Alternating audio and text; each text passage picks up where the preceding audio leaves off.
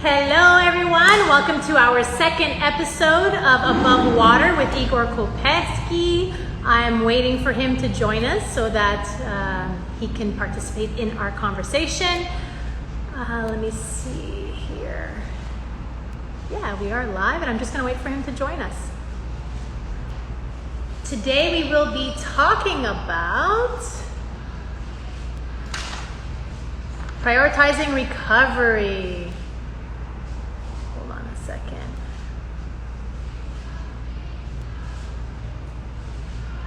Okay, Igor's coming in. Sorry for the delay.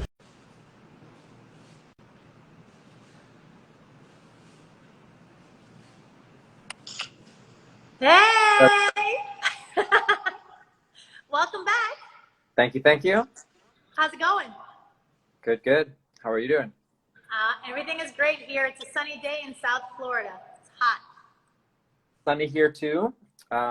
We had our final day. We kind of did some virtual provincials this weekend, so just finished off our final day of filming, and now we upload it, and we'll have some action coming up next weekend for our divers. So it's a first event kind of since the pandemic started for them.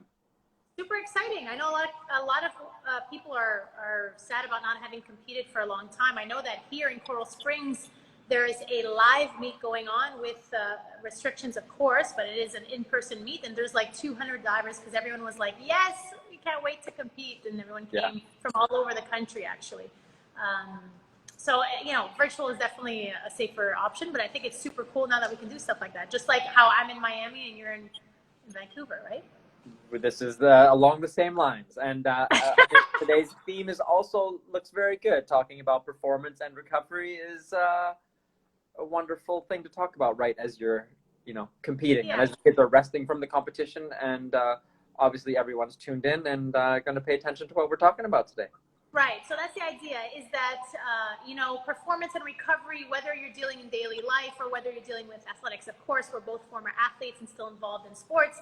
So this applies heavily to adult athletes as well as, junior athletes. And then I think it's also quite important for the parents to listen in, because if they are dealing with junior athletes, they can apply it to their children who are athletes, and they can apply it to themselves as well, knowing, now I'm working mom and it does affect a lot of these aspects do affect my performance at work and in terms of parenting. So number one. Oh, you're ready? You're getting right into it. Yes. Excellent. Let's go. Number one. So the first thing that we want to talk about is sleep. So what really helps in performance and recovery is prioritizing sleep. So a great example is going to bed an hour earlier. If you're not athletes, on average you should be getting about 7 to 9 hours of sleep per night. If you are an athlete, you should add 2 hours on top of that. So most of us don't get that. So there's an example would be a research that they did on a basketball team. In adding 2 hours of sleep to the basketball team, they were 5% improvement on their speed in playing basketball and a 9% improvement on accuracy. So one of the most important things for that come from increased sleep is speed, accuracy, reaction time. That has diving written all over it. You're able to perform better. So we had our provincials, like I'm just mentioning, virtually, and a lot of the kids were saying, the parents really were telling me that their kids were so excited that they couldn't sleep the night before. So are you talking about what about when that happens? So when that happens, with that, or what's the are you talking about sleep kind of regular average, or what about can you get your sleep the night before a competition? Is that the important one? Right. So on average, when you're in training, because oftentimes, it's the accumulative effect. And when you're in a competition and you're nervous, then you're going to count a little bit on adrenaline. The night before my last Olympic trials of my entire career, I slept 1 hour. And I was up every hour on the hour, just looking at the clock, just thinking that maybe I was going to not make it, on time or something. But I didn't sleep at all, and I had a great meet. So when it comes to nervousness, interfering with your sleep, those are things that maybe you might not be able to control at the moment when you're in it, there are ways you can control it afterwards. So if you realize that you're one of these people that has trouble sleeping the night before, then you want to use calming mechanisms, either taking a hot bath, meditating, listening to calming music, reading, watching a movie to distract your mind from the competition. So I was one of those people that I had to be able to de-stress, which is also another topic. I had to watch funny movies, funny, easygoing, light movies, and it always helped me recover for sure. When you're in the meet, the adrenaline will kick in and you should be able to make up for the hours lost. And you'll definitely sleep a lot afterwards. Yeah. You're suggesting, though, that if you have a solid sleep regime beforehand and you're getting to sleep early, getting your plus 7 hours regularly, that gives you a base so that you can handle that competition lack of sleep, or certainly in your case. How much were you sleeping as an athlete then, coming into your 1 hour of sleep that night before that trials? So when I was an athlete, I was averaging 8 to 9 hours. And when I was really tired, I would always do 10. So I would sleep like 10 to 8, or sometimes on average 10 to 7. So I would always have a base of about 9 hours. When I didn't sleep very much, it would be 8, but usually 9. And when I was really tired, I'd go up to 10. And so what I am recommending, and what science and evidence does show, is that on a regular basis, you want to really have enough sleep, because that's going to impact your training and your ability to recover from training on a regular basis. And that's going to affect your confidence. It's going to go down the chain, right? So you want to eat well, you want to sleep correctly. But sleep is one of the underrated things that people don't think about. They work on weightlifting, training, nutrition, but sleep is super important. And when you get really good shut-eye, then you feel like a new person the next day. So you want to do that on a regular basis, and then just get to know your body. Some people really don't function off of a lot of sleep. They need a lot less. But especially if you're younger and you're growing, you want to try and get as much sleep as possible, because you are burning a lot of calories on a daily basis and exerting a lot of energy. So that's that about sleep. So next one. The next one is hydration. So this, on being in my field of work, is something that a lot of my clients have a big issue with. How much water do you drink on a regular basis? Not enough. How much water? Maybe a cup, maybe 2 cups, maybe 3 cups of water. Hydration is, again, another topic that's highly underrated, and it's very effective in improving performance, because we are made up of 60% fluids. So human body, 60% fluids. It helps support bodily functions, organs, heart, brain, muscles. It really helps the flow of nutrients, whatever you eat. It helps the flow of nutrients traveling through your body. For those of you that are a little bit older, or even the younger ones that suffer from this, it helps with bowel movements. So if you have trouble going to the bathroom, the first thing you do is increase your water intake. It removes your toxins. It helps replenish the water stores that's lost when you exercise and you're sweating.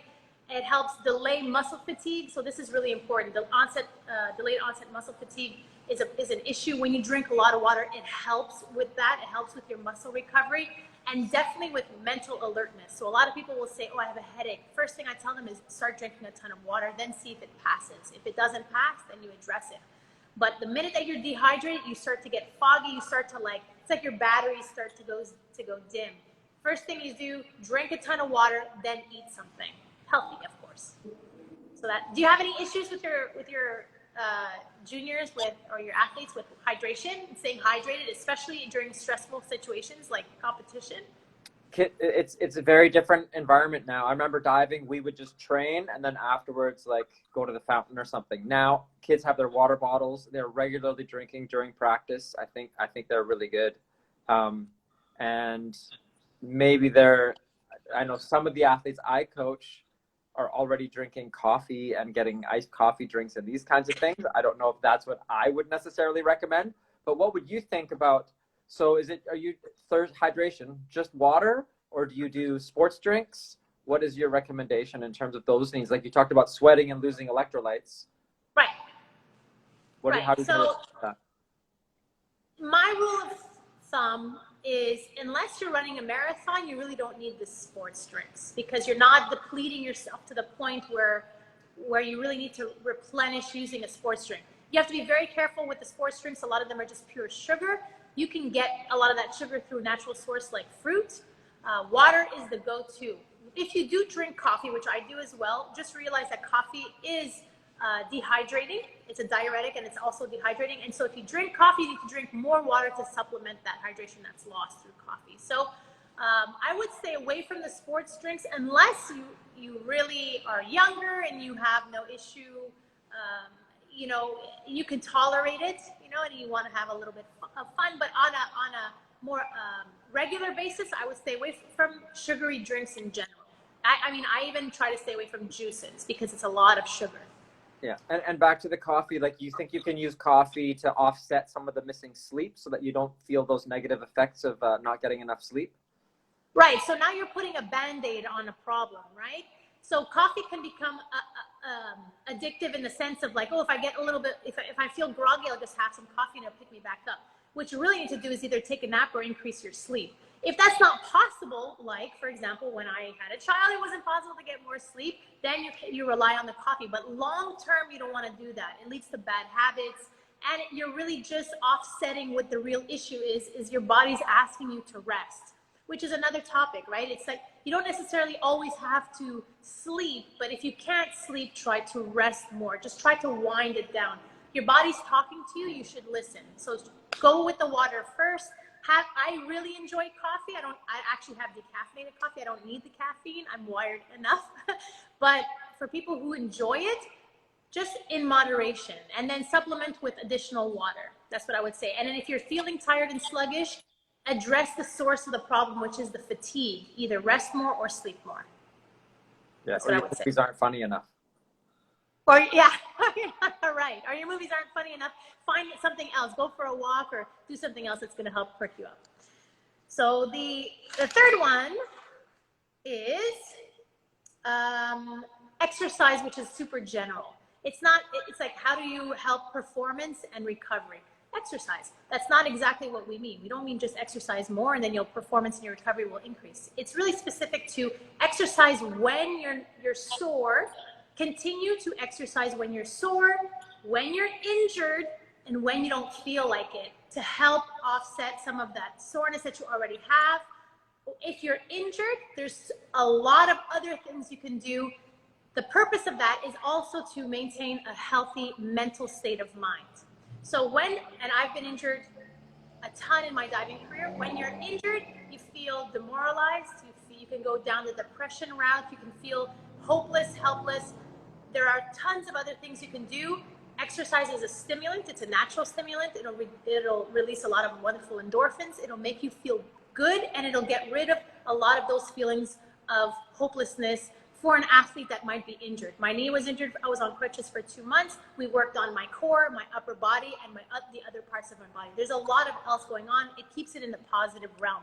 When let's say you're not injured, you're super sore, you want to do light exercise, light cardiovascular exercise, walking, hiking, swimming, stretching, band work. So there's a research that they did where even a massage is good for if you have soreness. They did a research study where after a really heavy gym workout, 10 of the athletes got a massage and 10 of the athletes did band work when they were sore. They got the exact same results. Both delayed the amount of soreness. So pick the one that you like better and just keep moving. A lot of people don't want to move when they're sore. It feels uncomfortable. It hurts.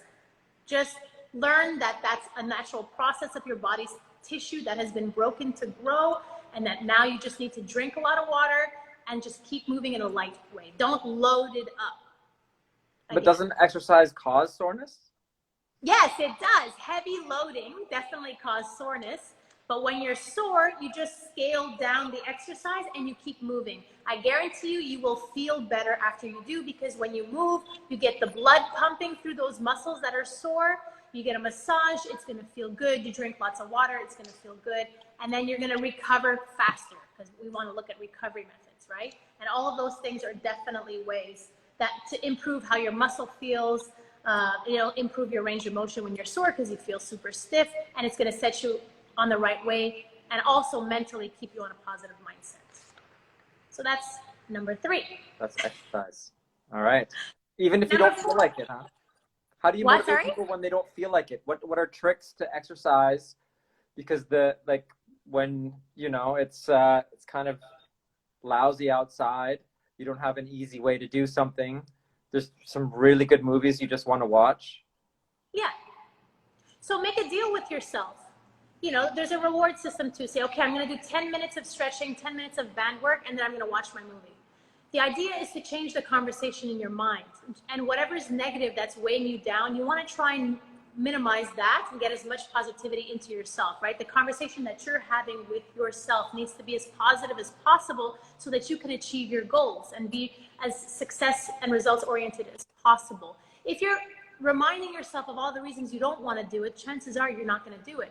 But if you're reminding yourself of your goals and all the things that you do want to achieve, then you say, okay, I don't feel like it, but I'm just going to work a little bit harder and then reward myself afterwards. That would help. So yeah, I mean, being from Montreal, the weather is horrible in Montreal 6 months out of the year, 5 months out of the year. You have to look at the bigger picture. What are your goals? And then just take steps accordingly to reach those goals, even if they're small. Jeff Liberty is chiming in. He's wanting to make a comeback now with all this knowledge and all the new ideas. He's ready to get back in and do some more diving and be hydrated, exercise properly. Well, we would welcome him with open arms.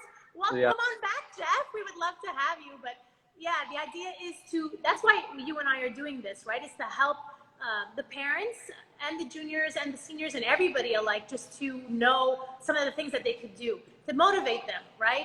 And let them know that there are a lot of tools out there to help them, with recovery and with performance, and really just with themselves, reach greater things. So not the last one, but the fifth one is eat more veggies than you want to. And I know a lot of people are like, especially, juniors don't really want to do that. But the reality is that greens, dark greens, vegetables, fruits, natural food sources are loaded with great stuff for you, and they take away a lot of bad stuff. So let me just give you a couple of examples for our adults listening out there. If you have a ton of veggies and you eat in a healthy way, you're going to reduce blood pressure, reduce your risk of heart attack and stroke, reduce and prevent cancers and other illnesses, or your chances of getting cancers and other illnesses. You're going to reduce any risk of digestive issues. You're going to increase positive blood sugar and increase your appetite. So it's really, very important just to get as much positive nutrition in there. When I do my transformations with clients, I tell them, eat as many vegetables as you want, and just load up more than half your plate, and just load it up. And right away, everybody's going to the bathroom better, everybody's stomach is better, they're not as bloated, and I know lots of kids that have digestive issues from a young age. We pull the wheat, we pull the dairy, then we just try and clean their palate out and see how it feels just with a ton of fruits and vegetables, and then natural food sources, beans, clean proteins, and then your body just starts to feel alive again, clean, alive, and then that immediately impacts your performance and your ability to recover, for sure. And for you, for vegetables, how do you prepare them? Is raw fine, baked? If you don't really like vegetables, you just sort of pour a bunch of syrup on them. What's the Yeah, maple syrup, right?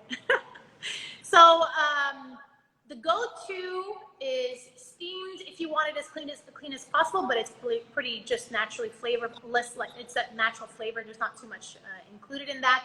Baked and sauteed. So I love sauteed. I use like a low sodium chicken stock or vegetable stock. I saute it in a pan. Spinach, you can load up the entire pan with spinach and it'll come down to a small amount. You throw garlic in there, you throw onion powder. You try to, limit the salt and pepper. Use other spices and enjoy trying different things. But I bake it for sure. I saute it and I steam it. That's because it'll keep the majority of the nutrients in the food that way. When you start to boil stuff, a lot of it is lost in the water, and you just want to keep it. And you want to keep as much of the water in the vegetables, because vegetables are loaded with water as well, so that it'll hydrate you double time as well as the water. Or you just drink the water after to hydrate. Or drink the water at the same time.